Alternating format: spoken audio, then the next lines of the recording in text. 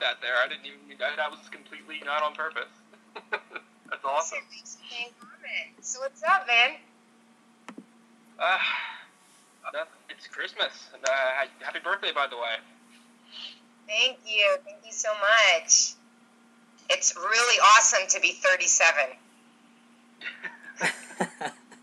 I would have put you at 21. You still look as young as I remember you when I was younger. Serious. You haven't aged a day. Very sweet. Can I take you home? Can I take you home? Yeah, by all means. Oh. So what's up, man? Any particular questions? Yeah, I was going to ask, what was it like getting to work with everybody from the previous movies and the last one again? Oh, man, it's so amazing. You know, when I was tweeting from the set, I called it Camp Evil. And I really thought that because when you are able to go back on a set where you've been time and time again and see your friends that, you know, you haven't seen in a few films or, you know, you saw in the last film coming back, it's like really this family experience. And it really felt like a camp because everybody was together. We had all of our trailers together in one place. We would all rehearse in one place. We would all eat in one place.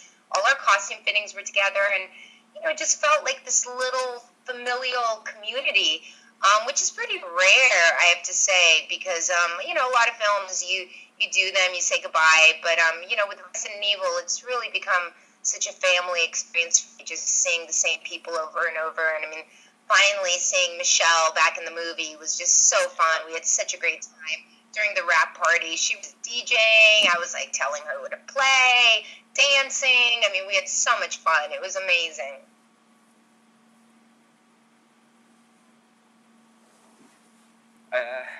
That's what I figured. I mean, it was so cool seeing her back, and the guy who plays Carlos, seeing him come back was another one. Yeah, well, you know, that's what I love about Paul's choices, bringing people back and killing them in one movie, bringing them back in the next, because you never know what's going to happen with the franchise, and that's what I love is the surprise factor, is that people don't ever really know what to expect, because one movie, it changes so drastically from another, and every film really has its own universe, which I think is beautiful. Paul, come over here. Explain that, because this is an interesting question. Come. You're doing a great job. No, because you were talking about the first film as this really claustrophobic film, and then the second film was like this siege movie where, you know, we were in this jail and we were under siege. No, that was number 3. Number 4. Okay, number 2 was in the city, and that was an escape movie, okay? It was like escaping the city. Number 3 was this like post-apocalyptic, like Mad Max type of film. Number 4 is a siege movie. Number 5, you know, was this like really epic post-apocalyptic movie because we've never really seen that before. So each film really stands on its own, which I think is really incredible, and I think that's what kind of gives the franchise its magic and you know, and keeps people guessing. You know, who wants to see the same thing over and over? I know I don't, that's for sure. So why the hell go see another Resident Evil film? It's just going to be the same old, you know, and that's the best part of it is that we love it and we're so inspired. And you ain't going to get another script if Paul isn't inspired to write one. So that's what I love. It's not like an every year kind of like, okay, we have to do this at this date. And, you know, it's churned out by the factory. It's really made from love and inspiration. So I think that's what people love about it. At least that's what we did. Like, I went into Afterlife thinking things would go one way, and then he completely wrote it in a different direction, and I loved it. I did not see it coming, and that blew my mind, and I love that about it. And I have no clue what's going to happen in the next one, and I love that I can't tell what he's going to do. I have a little bit of a clue, but you know, I don't even know if Paul has totally the clue yet. I know he's got some ideas brewing, but you know, I let him have space to type them all out. And we'll see. But I know the things he's told me are pretty interesting. So let's hope we can make another one. Oh, hi. That's my coffee. Sorry, guys. I'm drinking coffee. All right. How are you? In the meantime, I'm from Spain. Hi. How are you? How are you? Amazing. I'm fine, thanks. It's an honor from fan clubbers of Milla Jovovich to speak with you. Oh, it's so nice to talk to you guys. We've been talking before. Yeah. Yes, I have a video for you for a present. You have a present? Yes, I have a video for you. That's very sweet. Thank you. It's so funny because every time I see a car, it's a picture of me. So I'm happy to actually see you. Yes. Behind Yes. me. Yes. The question about what I can listen you.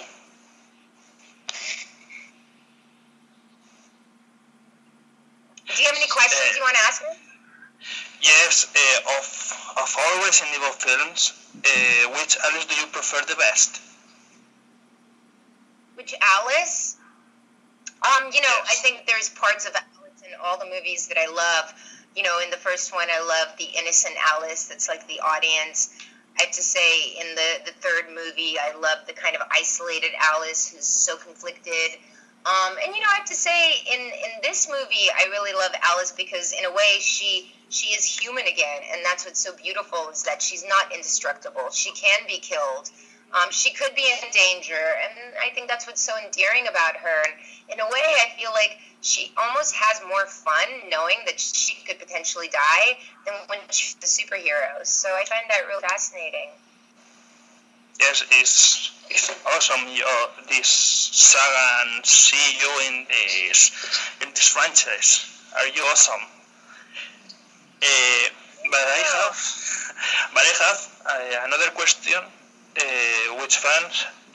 So tell me, what happened with Angela? Angela, sure, what happened with her? Oh, with Angela? Yes. Dude, I think Angela got buried somewhere in Chicago. I'm sorry, you guys, but Angela's done. Oh my god. Oh my god. In number 2, and I think by the time number 3 happened, the apocalypse happened, and I think she was one of the, I don't know, lucky or unlucky. Were you lucky to survive the apocalypse or not lucky? I don't know. But, Angela, I think Angela passed away. But you never know. There might be another movie, and Angela might come back. Really, it's all in Paul's imagination. For example, Michelle Rodriguez returned in Retribution, for example. Is so, she's dead.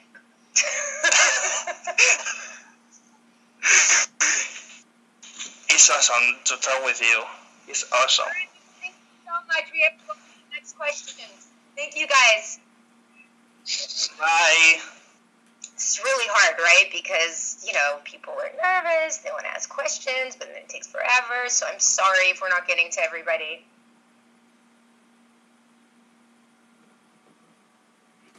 But somebody's coming. Somebody's coming. Hi, can you hear me? Question. Ah. Whoa. Who are you and where are you from? I'm Steve Abitable. I'm in Los Angeles, actually. And I'm here for my blog, steve.com. What was that? Cool. I'm totally going to start speaking Spanish right now. Oh. I don't know what it is. Like, you just have, a little bit of a Latino thing happening. You've got that tall, dark, and handsome thing happening. I'll take that. I'm going to ask my question in English, if that's cool. Because that's the only language I speak. That would be awesome. Either that or Chinese. Apart from that, I don't understand anything. Okay.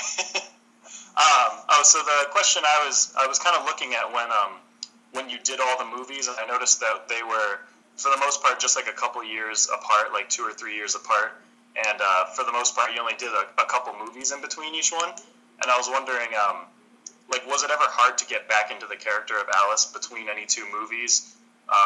Was it harder in between any specific movies, or maybe doing any other roles in other movies maybe kind of threw you off, or was there any difficulties with that?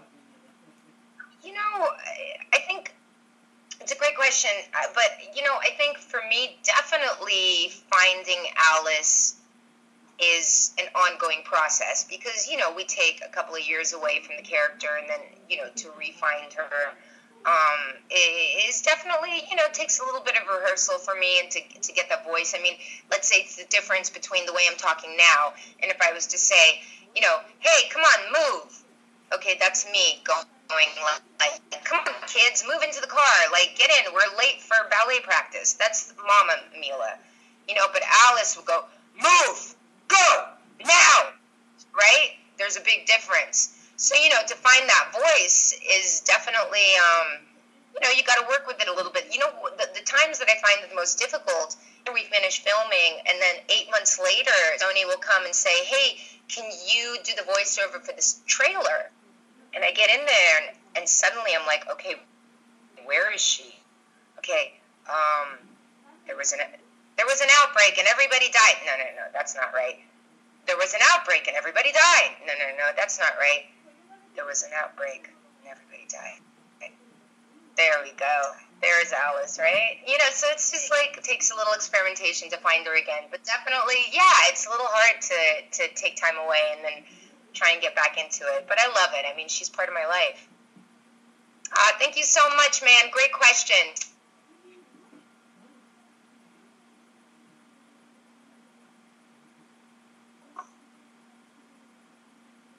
Do I look really greasy? You guys, I'm not greasy like this. Honestly, the light's just making grease spots on my chest. I didn't even put any moisturizer on. Anyway. Just saying. Hashtag just saying. How's it going? What's up, man? From Arizona. I'm good. Arizona. Where are you from? Arizona. I spent a lot of time there with friends. That's awesome. Pretty good weather. So cool. What? So, do you actually like to watch? Do you enjoy watching all through your movies that you've made? I love to watch them at the premiere kind of thing. And then I don't really, very rarely do I watch them again. For me, I think a lot of actors will say it's hard to watch yourself on screen because all you ever see is what you could have done better. And so it's good to see it when it first comes out, to be able to talk about it in press and to be able to stand behind it. But, definitely after the first time you see it, it's hard. I mean, it's like listening to your voice on the answering machine, It's like, is that really me?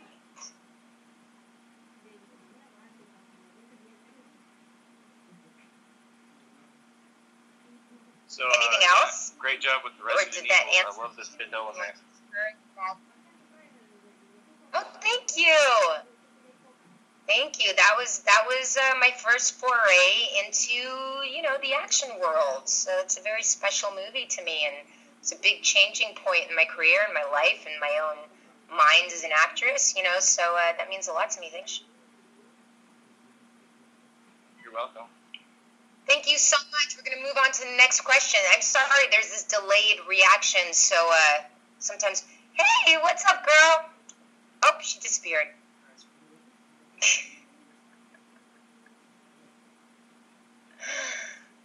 We are still in the kind of primordial technological space of on-cam, so this will be better. Hopefully, if we do make another Resident Evil, this is going to be so smooth. What's up, Mama? How's it going? You're so cute. What are you doing laughing over there? Hey. You're just cracking up over there.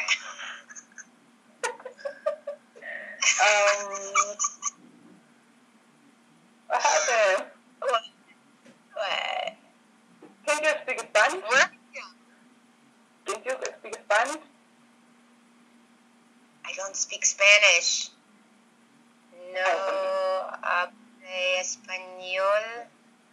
Okay, no problem. I know how to sing. I love the Ron stance. Okay. Solo tú. Luna. Oh, you sing it, wow. Okay. My question. How do you view your achievement in the field of cinema? For me, I always grew up loving very strong female characters, mostly in the cartoon world. When I was a kid, I would get home from school and it would all be She-Ra, Princess of Power, and Thundercats. So for me, I really grew up with these sort of cartoon icons in my life. So it's kind of no surprise that I ended up really strongly wanting to be involved in martial arts and in action, and feeling like I wanted to do it. I've always dreamed of being a ninja warrior. So for me, these movies really give me a chance to live out my own inner fantasies of being a superhero. Question personal. Did you always your role as a model or a model? I'm so sorry? If you are with your role as a model. How is it being a mother? Yeah. Is that what you asked? Yeah. It's amazing. Not only is it amazing, I'll show you a picture of my daughter. Okay. She's so cute. This I didn't post on Instagram because I just want to say, everybody, I had to change my whole Instagram thing because it used to be just for family and friends. And now I've opened it up because everybody was like, oh, I want to follow you on Instagram. And I said, okay, fine. So now it's kind of a little hard to post normal family pictures. So here is a special glimpse of my little baby. There. Oh, it's beautiful. Yeah, she's cute. Wow. Did you see baby? Amazing. What? Is this little baby? One. I would love to have more babies. We're definitely trying for next year, Definitely trying for next year to have one more. Be great. And I want to adopt as well, I want to have a big family. It was so nice to talk to you. Thank you so much. We're going to move on. See you. Am I getting shiny? Is my forehead getting as shiny as my chest looks now?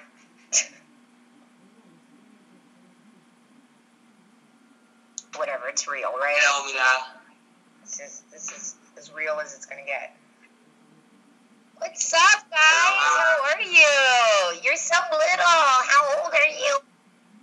Are you only 16? 19. 19. Oh, Well. look at all the posters. There's an evil in the background. You guys are so cute. Thank you. Wait, who's that behind your head? That's not me behind your head. Who is that? Oh. Kid. All right, man. My I think favorite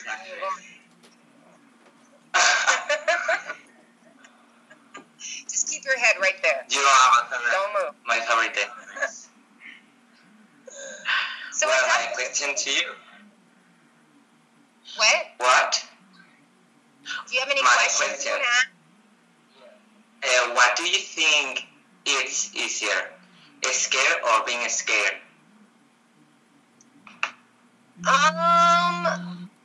Scaring or being scared?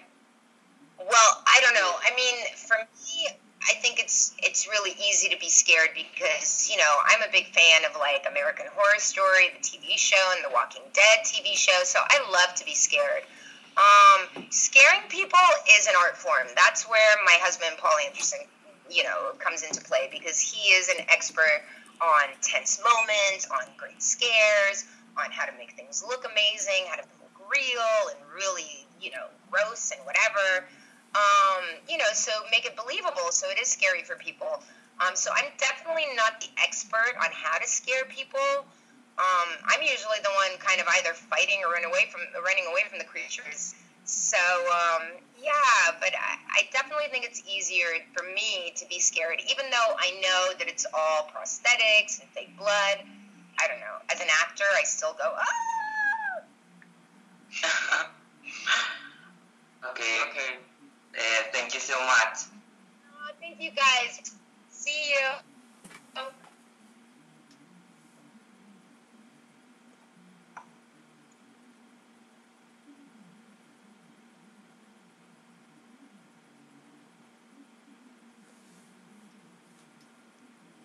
All right, so in the meantime, Lucy and Em wrote, what got you interested into wanting to take part in the first Resident Evil movie? Well, this is a great story because my little brother was 13 at the time. I was something like 23, and he introduced me to Resident Evil number 3, the video. And we ended up pretty much playing this game 4 or 5 hours a day until we beat the game together. And, I really wanted to be the girl from Resident Evil, which was Jill Valentine, right? And I found out that there was a production being made by my husband, Paul Anderson. I mean, he wasn't my husband then. I didn't know him then. And so I said, well, let me go out and report, because my brother would think I was God if I was the girl from Resident Evil.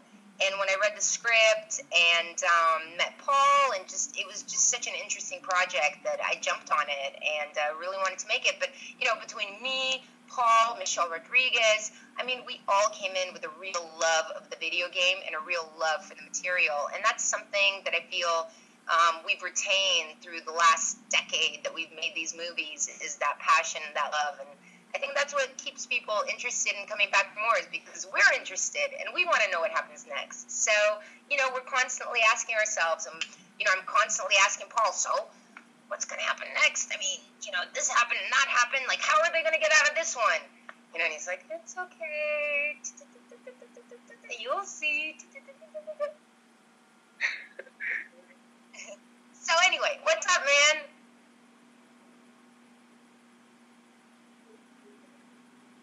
Hi, Milla, can you hear me? Chris Crisson 33. What's going on, man? Oh. Hi, Milla. Really nice to talk with you. Can you hear me? I sure can. Can you hear me, Milla? Excellent. Wow, this is really excellent. Thank you for doing this. And I want to thank you, before my question, for all the videos and all the Twitter questions that you answered. As a fan, it's really, really cool to have to be a fan of someone like you. So really, really thank you very much for all the videos and the tweets. So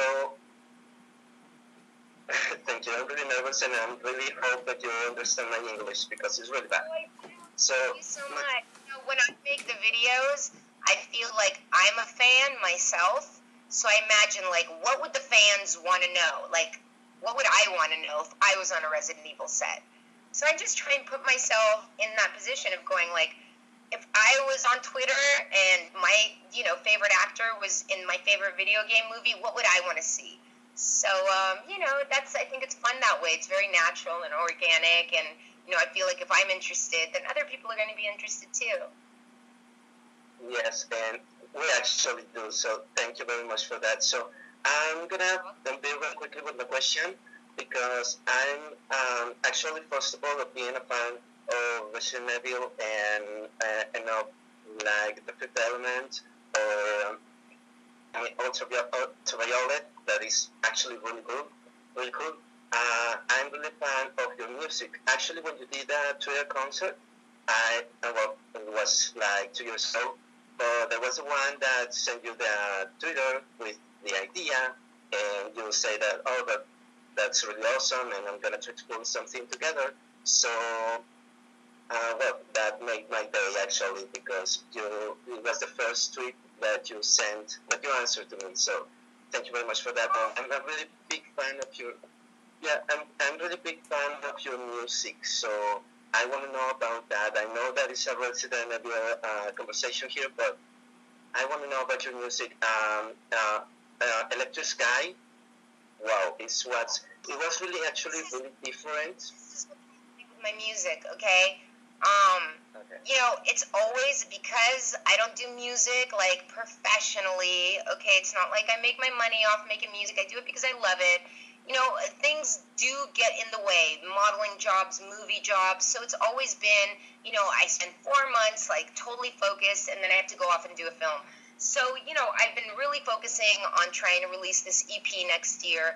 And hopefully I'll be able to get it out by February, March. I mean, I know I keep putting it off, but, you know, work gets in the way. And at the same time, you know, work is work, and you got to do it. And the music I love, but it, you know, it is also something very personal to me, and something that I have to do when I have the time to do it, right? So that I don't, you know, just make the music like whatever, just so it's a hit and just so it makes money. It's like I want to do it so I'm happy with it, and so my fans are going to see the real me, and that it's organic, and that it's right. So you know, the EP is pretty much done. We're mixing it and mastering it right now, and pretty much ready to release. We're going to do a release party, hopefully sometime February or March, and gonna play some shows. We're going to try and, you know, go to like LA, New York, London, Moscow, Tokyo, maybe, I don't know, do some Mexico? shows. I love Mexico. Are you kidding? Please, on the beach. Please, Yeah. please, it will be awesome. Thank you. Have a good one. Thank you, Milla. Bye. Bye. All right, Ryan T. Do you see much or any of yourself in Alice, or vice versa? And if so, what? You know, I think definitely every part that I play, I try and put myself into, and I try to find that character within myself. But you know, I have to say, Alice has been a huge inspiration for me because, you know, she's the kind of person that when she says something, she's going to do it, and she's got real honor to her, which I think is missing a lot in today's society, is honor and self-respect and confidence in what you do. You know, that's why so many people, you know, are insecure, and so many people are scared, and that's why these horrible tragedies happen, like we've had last week. And you know, I really feel like, you know, Alice is such an inspiring person to me because, you know, she really reminds me of what's right, and to do things for the right reason, and you know, to have honor in what you do, and respect for yourself and respect for others. And I love that about her. She's really one of the strongest female characters out there, and so different from, you know, any other female character out there. I feel like it's a huge milestone for women, and I'm so proud to be able to play this character.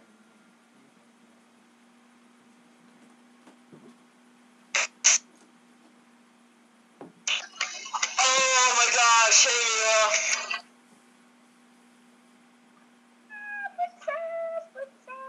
What's up?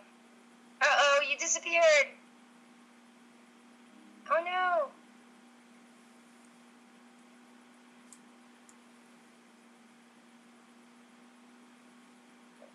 I feel like a shattered man. Whatever. It's real, right? We're getting real.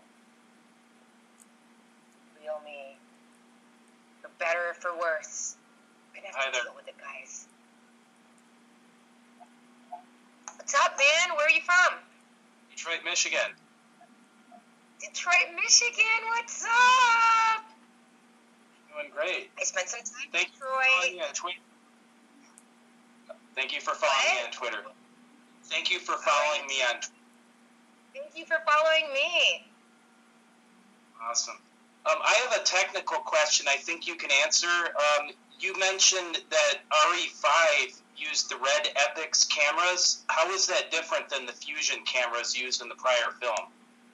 The experience of using...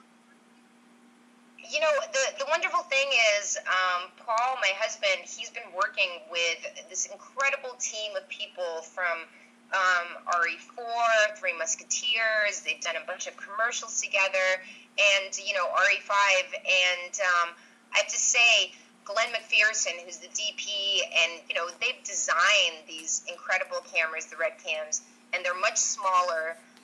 They're much more easier to maneuver. And Paul was just having a lot of problems in the last film, really being able to shoot the way he wanted to. And so developing the Red Cams was really incredible because it sped up the process, and also it just made them more maneuverable so that we could do things with them. Paul's style of shooting made it really challenging to use the big clunky cameras. So the fact that they've scaled down, I mean, these are definitely, I think, probably the best cameras out there today in the 3D market. And, also because they've been created specifically for Resident Evil 5, and they're not off the shelf. None of our equipment is off the shelf. It's all really ready-made for us. I mean, now it's on the shelf after we did it, but Paul was really spearheading some of the most unbelievable and technologically advanced, and also the non-headache version of 3D technology. So he's very much like a scientist when it comes to 3D. It's long, and it's trying for the actors, but man, at the end of the day, when you see the movie and you leave feeling like, yeah, I was on a roller coaster, and like not leaving with a headache and feeling cross-eyed, that's important. No, I'm gonna buy the DVD tomorrow. As soon as I wake up, I'm going to the store. I'm getting it. Oh, thank you, man. That's so awesome. Now, is there any chance that you might bring your music here to Detroit? Is there any chance you would bring your music here to Detroit, maybe like doing a limited tour or something like that? I would love to. Are you kidding? One of my favorite things in the world is performing. So I will perform on a street corner. I will perform, at your local shopping mall. I will perform in a coffee shop. I love to perform. That's what I think of myself as an entertainer, as a performer. I do lots of different things, acting, modeling, design, music. So for me, I love to be on stage. I'm a ham, so any chance I get to get up on stage and just act silly, I love it. Well, really, we have a great music market here, so hopefully it'll happen one day. Oh, definitely. Are you kidding? I mean, next year I would really love to do shows. Thank you so much.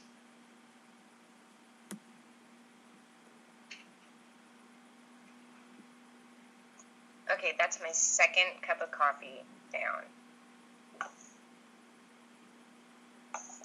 And just to know, for that other thing that you wanted me to. Okay. Oh my God, a pretty lady! What's up, girl?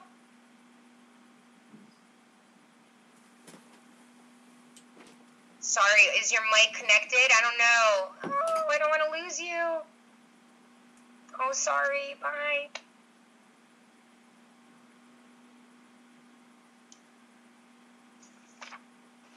Gosh, there's people popping up, and I see them, and I want to say hi, but then they disappear.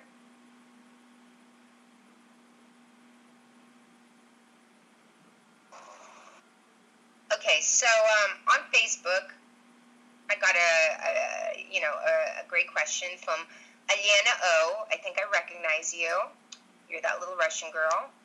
And what is the craziest stunt you've done since you've been an action actress? Oh, God. What haven't I done, is the question. I've done some crazy stunts, but I feel like on number 2, I kind of did one of my craziest stunts. And it's weird because every movie you do, there's new challenges, and it gets harder and harder. But the one time I kind of felt out of control was in number 2, where I was running down, 6 stories of a building, and it was one of the scariest things I ever did because at the bottom was concrete. And, I just had to put all of my trust in the stunt team, which is great because they're always the best and they take care of me. But at the same time, it was really scary. And, it was definitely one of the things, especially 30 degrees below zero, November in Toronto. It was quite intense and quite scary. So, not that I would do it again, totally, in 2 seconds. But it is scary.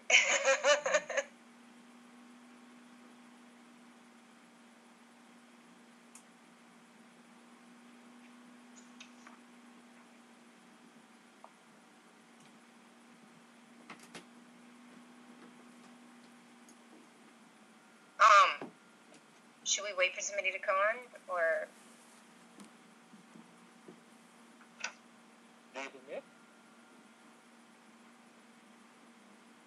Yeah. All right. So Odin H from Facebook asking, big superstar in the action sci-fi genre, when you originally started a more comedic coming-of-age style of film. Talking about Dazed and Confused? Is that what we're talking about? For me, I started acting when I was 9 years old, so I've been working longer than I haven't, kind of thing, and I feel like really when I did The Fifth Element, it really inspired me with this extreme love of martial arts, and I felt like a real connection to this, and I felt confident because when I would train, I would start off and it wasn't working, and then before you knew it, after a few hours, I got the move, and the feeling that you get when you practice and practice and practice and then get it right, no one can take that away from you. That's your confidence. That is inside of you. No one can take that. There's a quote. I don't remember who it's by, but I mean, it's saying, whenever you feel depressed, find some work to do. Find something interesting to study. Find a new interest to be involved with, because that's the thing that's going to help you get out of any depression, is to be interested in something, to work on something new, because that's the only thing that's going to give you confidence in this world, is to be good at what you do and find what you love. Has anybody watched Bones Brigade? I'm sorry, but, Stacey Peralta made, after Z-Boys, made the most amazing documentary about, like, the whole Tony Hawk, Christians and Soy generation, okay? And it's genius. And when they talk about the love of skateboarding and how they would practice 5-6 hours a day, and I go, you can take that in any place in your life and just go, man, if I focus and I do this, nothing can take that away from you, because you put the hard time, you put the work in. People can make fun of you, people can bully you, but you know what? In the end, no one can take away the work that you've done on yourself, and that stays with you forever. So I don't know what that had to do with anything, but what's up, man? I was wondering, if, because of the experiences that you've had, would you ever consider writing? Because I'm a media student. Yeah. And I really enjoy writing, script writing, and I was just wondering if you could ever put your experiences to and come up with a storyline or a book, maybe. Well, gosh, I don't know if I'm that together where I could actually put A, B, C, D, and E in one comprehensive place. I'm the kind of person, I love to write poetry, I love to write songs, but to actually write something that makes sense from beginning to end, that's something my husband does. It's so impressive me. And it's such a hard job to be able to take a script from page one and to the end, first act, second act, third act. I mean, it's so complicated, and I have to say, when I see how much work it is, and really not just the imagination that you have to have, but the organization in your head to be able to put all of those great ideas together in a format that is understandable and relatable to others. Wow, it's an incredible job. I still think I have a lot of growing to do before I would be able to take on that kind of responsibility. I'm more, like everybody. I'm just a really great critic. I can tell you what I don't like about something, but don't ask me to do it myself. I'll be like, I don't know, you do it. You're the writer. Okay, thank you. Do I have time to ask another question? Sure. Oh, thank you. I was wondering, because you seem to do quite a lot. Like, what is your favourite thing to do? Because I'm interested in a lot of things, and I would love to be able to become quite successful. Not necessarily famous, but successful in what I do. And what is the thing that you love the most out of the many things that you do? You know, I love the feeling that I never lose interest in who I am. Because, you know, in my opinion, to be an artist, as you know, to be a writer, you have to be interested in yourself, because you are your own corporation, right? It's not like you're starting a business. Your business is all in here. So if you're not inspiring yourself, how do you expect to inspire the masses, right? So, you know, for me, I've just always wanted to keep interested in myself. You know, I don't want to get bored or feel like, you know, I feel like when you're bored, there's no such thing as being bored. There's only boring people. And so I fight so hard not to be a boring human being to myself. So if I find myself, like, you know, getting back and I'm jet lagged and I've been playing video games for the last 2 days and I'm like, ugh, I'm so depressed. And I'm like, all right, I got to write a song. I got to draw. I got to read. I got to do something to keep myself interested in who I am, because, you know, in the end, why should anybody care about what I have to say if I'm bored, or if I don't care about what I'm saying? You know, that's, I think, the secret in a lot of ways, is to retain your own interest in who you are. You know, that's what builds confidence, is, you know, your private world, your personal life. What do you do when you're alone? That's the most important thing. What do you do when you're alone? You know, if you just watch TV all day or play video games, okay, that's great, a couple of days a week. What about the other times? How many times are you writing? How many times are you following your passion? How disciplined are you? You know, that's what's going to take you into a room and be there. You know, that's what your conversation is going to be about, is the things you do when you're on your own. You know, so I think that's the most important, is who are you when no one else is looking?